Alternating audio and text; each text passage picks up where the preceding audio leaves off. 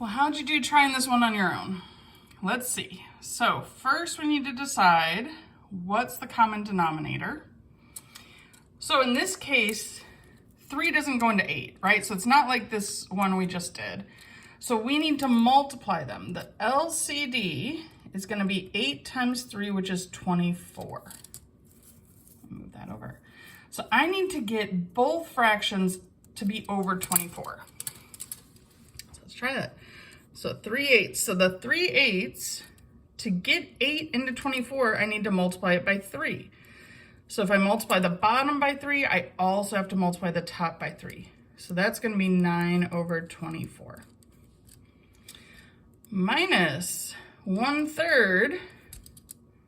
Well, to get the 3 to be a 24, I need to multiply by 8. So multiply the top and the bottom by 8.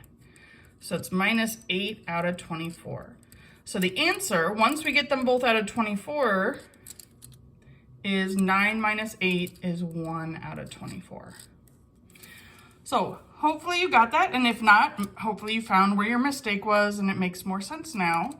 And there'll be lots of opportunities to practice with fractions. So remember, to get better, we got to practice, not avoid them. So we might see fractions in word problems. So here's one.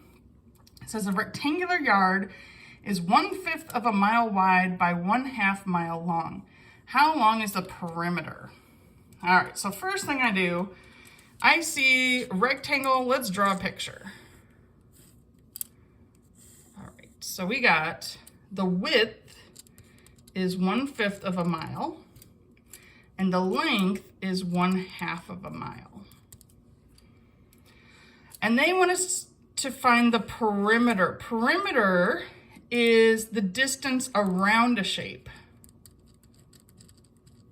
So anytime you're asked to find perimeter, you add up all the sides.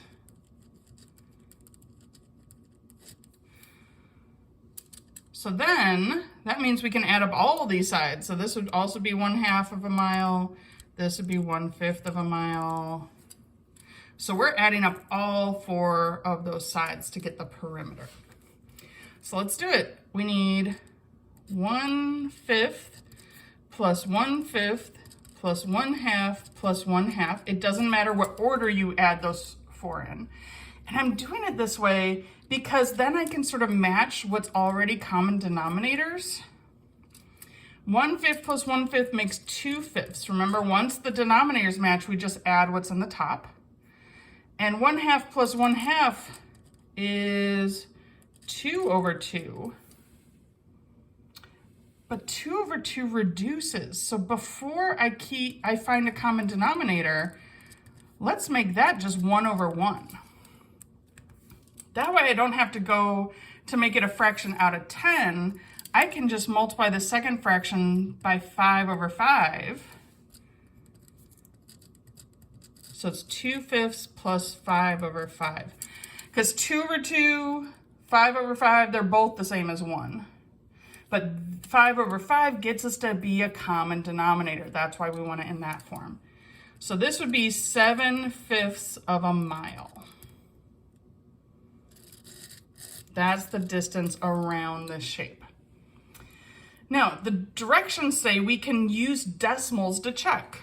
So let's check with decimals. So first, to check with decimals, we would have to put the fractions in a calculator. So to get a fraction in a calculator, like 1/5, I would just do 1 divided by 5 equals. So because fractions really just are a division problem. That's another thing I want us to sort of recognize, is that fractions aren't this foreign, awful thing. It's just a division. This just means 1 divided by 5. So that's 0.2 plus 0.2, because that's 1/5 plus 1/5. Now I hope we know what 1/2 is already as a decimal. If not, you could always do 1 divided by 2 equals, but 1/2 is the same as 0.5. So plus 0.5 plus 0.5. To add these, I'm sort of going to do the same thing I did with the fractions. I'm going to add these two together, and that'd be 0.4. And then these two together, 0.5 plus 0.5 is just 1. So this would be 1.4 miles. Well, that's not the same as what I got.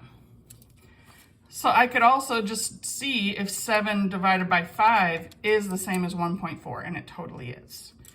So we get the same thing, just in a different way.